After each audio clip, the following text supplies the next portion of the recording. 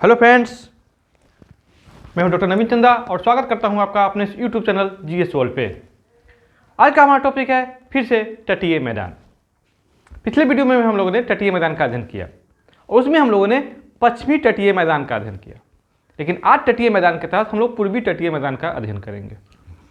ठीक है, लेकिन शुरुआत हम लोग वहीं से करेंगे। तटीय मैदान तटीय मैदान का निर्माण कैसे होता है? तो सागरीय एवं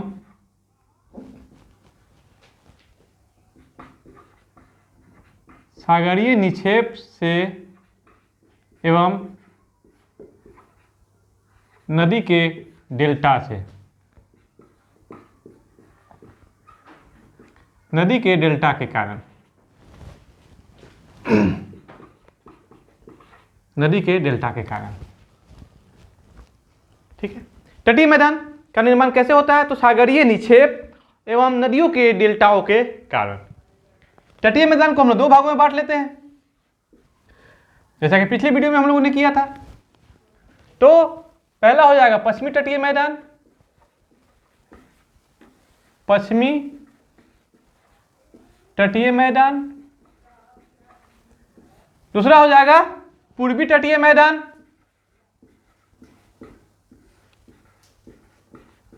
पूर्वी तटीय मैदान। जैसा कि हम लोग देख चुके हैं कि हम लोगों ने पिछले वीडियो में पश्चिमी तटीय मैदान का अध्ययन कर लिए हैं और शेष क्या रह गया है? तो पूर्वी तटीय मैदान। ठीक है, संरचना बना लेते हैं।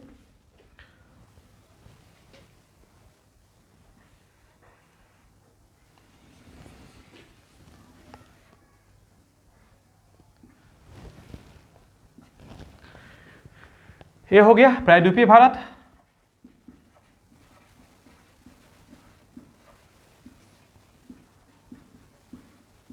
प्रायद्वीपीय भारत।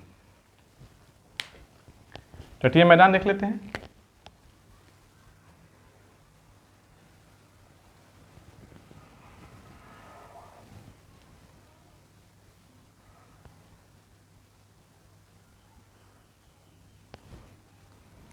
ये हो गया सुंदरबन की डेल्टा,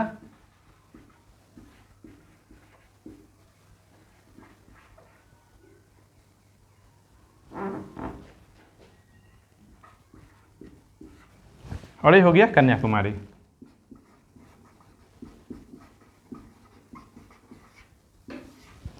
ठीक है, ये हो गया अरब सागर,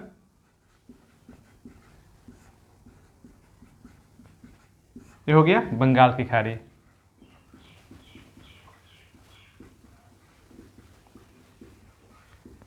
नीचे हिंद महासागर। ठीक है,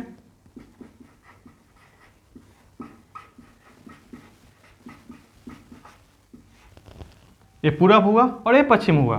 पिछले वीडियो में हम लोग ने इस तट का अध्ययन विस्तार से कर लिया है। आज हम लोग करेंगे पूर्वी तटीय मैदान का विस्तार से अध्ययन। पूर्वी तटीय मैदान को हम लोगों ने यहां पर लिख लेते हैं फिर से।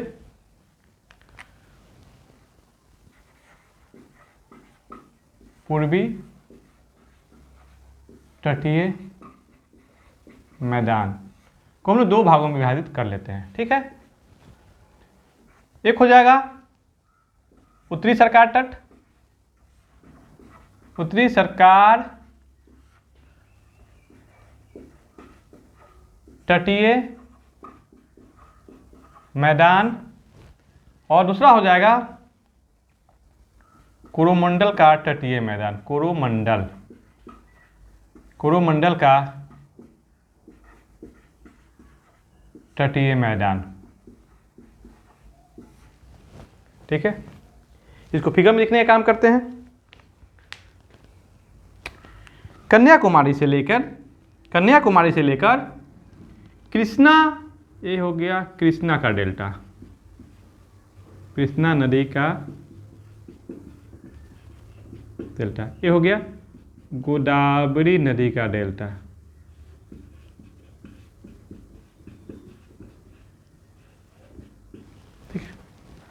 तो कन्याकुमारी से लेकर कृष्णा नदी या दोनों को संयुक्त रूप से लेंगे तो कृष्णा और गोदावरी के डेल्टा तक का जो यह तटीय मैदान होता है, इस मैदान का नाम है कोरोमंडल का तटीय मैदान।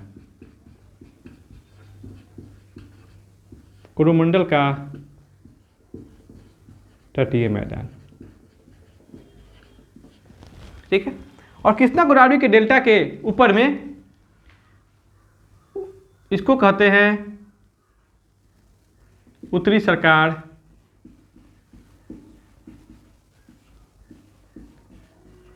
तटीय मैदान, ठीक है। अब ये जो एरिया है कोरोमंडल तटीय मैदान, यह 2 स्टेट इसमें आता है, ठीक है। एक आता है तमिलनाडु, यहाँ पर आंध्र प्रदेश, ठीक है। और उत्तरी सरकार तटीय मैदान में भी 2 राज्य आते हैं, एक हो गया यहाँ पर उड़ीसा और यहाँ पर पश्चिम बंगाल।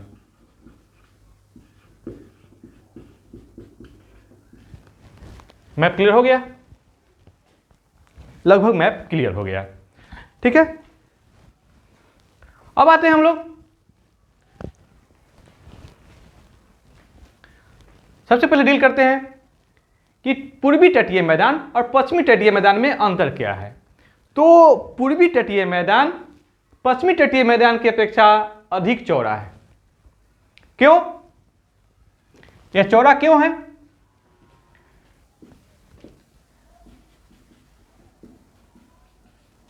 लिख देते हैं, पश्चिमी तटीय मैदान से चौड़ा है।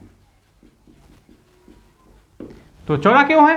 क्योंकि यह जो यहाँ की प्रमुख नदियां हैं जैसे कि कृष्णा, गोदावरी, महानदी, कावेरी, यह मैदानी भागों से गुजरकर यहाँ पे पश्चिमी पूर्वी तटीय मैदान पर डेल्टा का निर्माण करती है। डेल्टा क्यों निर्माण करती है? क्योंकि यहाँ का जो ढाल है, पूर्वी तटीय मैदान का जो ढाल है वो मंद है, जबकि हम लोगों ने पढ़ा था कि पश्चिमी तटीय मैदान का ढाल क्या है? तीव्र है, जिसके कारण यहाँ की नदियाँ डेल्टा का निर्माण नहीं करती है। और पहला पॉइंट था। दूसरा था कि यह पठारी और पर्वतीय इलाकों से गुजरती है, जबकि पूर्वी तटीय मैदान जो है वो नदी के डेल्टा और सागरीय निक्षेप से जो निर्मित हुआ है, इसमें नदी का भी योगदान ज़्यादा है, क्योंकि यहाँ के मुहाने वाली नदियाँ अपने साथ बहुत सारा निक्षेप लेके आती है। जैसे कि कौन कौन नदियाँ हैं? महानदी, गोदावरी, वृहद गंगा, दक्षिण गंगा, कृष्णा, कावेरी, ये सभी नदी क्या बनाती है? डेल्टा बनाती है, क्योंकि ये मैदानी भागों से ज़्यादा गुजरती है।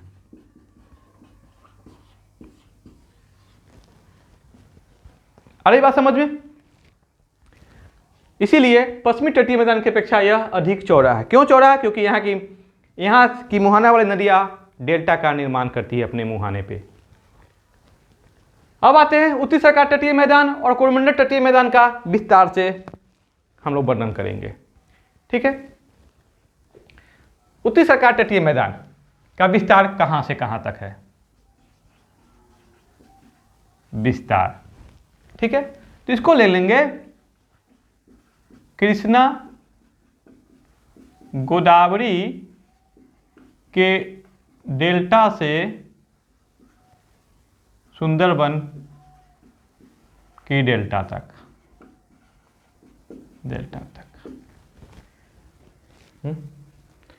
सुंदरबन की डेल्टा तक। तो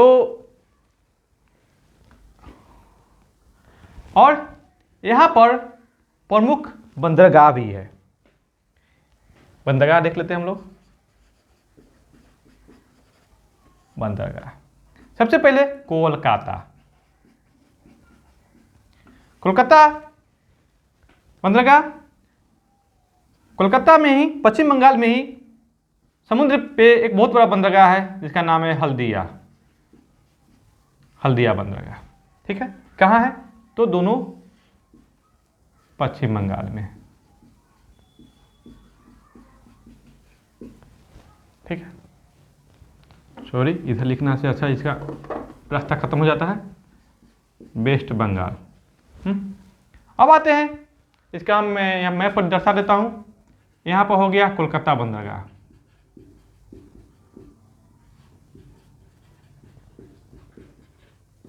और यहाँ समुद्र है, समुद्र में हो गया हल्दिया बंदरगाह। ठीक, तो कहाँ हो गया? पश्चिम बंगाल में। अब आते हैं उड़ीसा में बंदरगाह है, इसका नाम है पारादीप। इसका पारादीप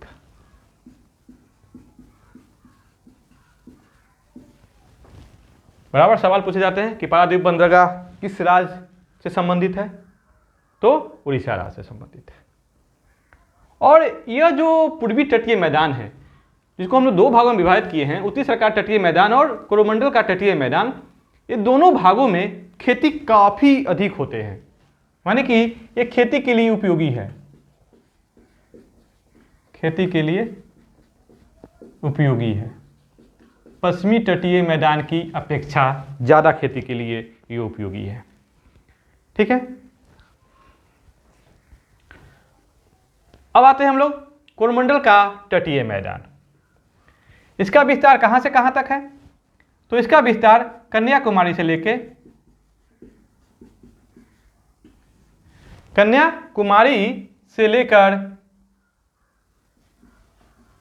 कृष्णा गोदावरी डेल्टा तक। इसमें भी दो राज्य आते हैं, कौन कौन आते हैं? तो आंध्र प्रदेश और तमिलनाडु, जिसको मैंने यहाँ दिखाने का भी काम किया है, आंध्र प्रदेश और तमिलनाडु। यानी कि पश्चिम तटीय मैदान में 4 राज्य आते हैं, 4 राज्यों के तटीय सीमा पूर्वी तटीय मैदान में। अब आते हैं, विस्तार हो गया। अब बंदरगाह, यहाँ के प्रमुख बंदरगाह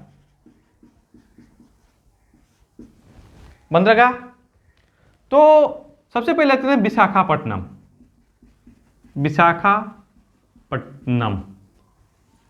यह है आंध्र प्रदेश में, एपी का मतलब समझ रहे हैं, आंध्र प्रदेश।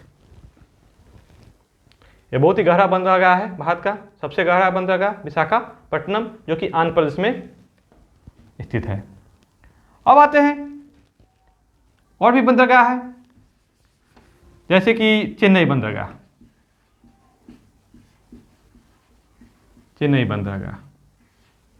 एन्नौर बंदरगाह और तूतीकोरिन। ये तीनों बंदरगाह कहाँ है? तो तमिलनाडु में है। इसको मैप पर इंडिकेट कर देते हैं।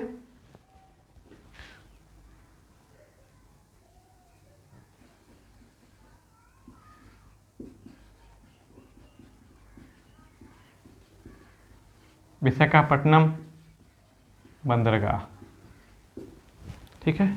यहाँ पर ले लीजिए चेन्नई बंदरगाह, ठीक है, एन्नौर, तूतीकोरिन बंदरगाह। तो पूर्वी तटीय मैदान या पूर्वी तट से जो भारत के प्रमुख बंदरगाह है, कौन कौन है? तो कोलकाता बंदरगाह और हल्दिया बंदरगाह पश्चिम बंगाल से संबंधित है, ठीक है। पारादीप बंदरगाह यह उड़ीसा से संबंधित है। विशाखापट्टनम बंदरगाह यह आंध्र प्रदेश से संबंधित है। और तमिलनाडु से संबंधित बंदरगाह है चेन्नई, एन्नौर और तूतीकोरिन। और यह जो पूर्वी तटीय मैदान का निर्माण हुआ है, इन नदियों के निक्षेप से हुआ है। कौन कौन? तो महानदी, गोदावरी, कृष्णा, कावेरी, क्योंकि सारी नदियां डेल्टा का निर्माण करती है, जबकि पश्चिमी तटीय मैदान जो है वहां पर डेल्टा का निर्माण नहीं होता है, बल्कि एस्चुरी का निर्माण होता है, ठीक है। तो ये रहा आज की वीडियो में। नहीं, एक चीज छूट रहा है, यहां पर अगर गोदावरी और कृष्णा नदी के डेल्टा के बीच में कुछ गैप है, देख रहे हैं यहां पर, तो अगर कोरोमंडल तट के यहाँ पर विभाजित कर देते हैं कोरोमंडल तटीय मैदान। इसको दो भागों में विभाजित कर देते हैं, तो कोरोमंडल का तटीय मैदान हो जाएगा, कोरोमंडल का तटीय मैदान, और ये जो हो जाएगा एक, इसको कहते हैं गोलकुंडा का तटीय मैदान, गोलकुंडा का तटीय मैदान।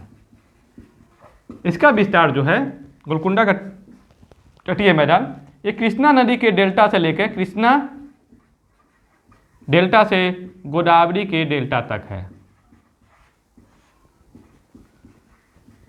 डेल्टा तक। तो अब आप समझ गए होंगे कि कोरोमंडल तटीय मैदान का विस्तार कहाँ से कहाँ तक है, तो कन्याकुमारी से लेके, कन्याकुमारी टू कृष्णा नदी के डेल्टा तक, कृष्णा डेल्टा तक। देख रहे हैं? तो हमने आज की इस वीडियो में पूर्वी तटीय मैदान का विस्तार से अध्ययन किया है और उस सारे बिंदुओं पर गौर किया है जो कि आपके एग्जाम में आने की संभावना अधिक रखते हैं। तो आज का वीडियो आपको कैसा लगा, कमेंट बॉक्स में आप लोग कमेंट जरूर करेंगे। आप प्लीज़ मेरे इस वीडियो को लाइक, सब्सक्राइब और शेयर करेंगे। धन्यवाद।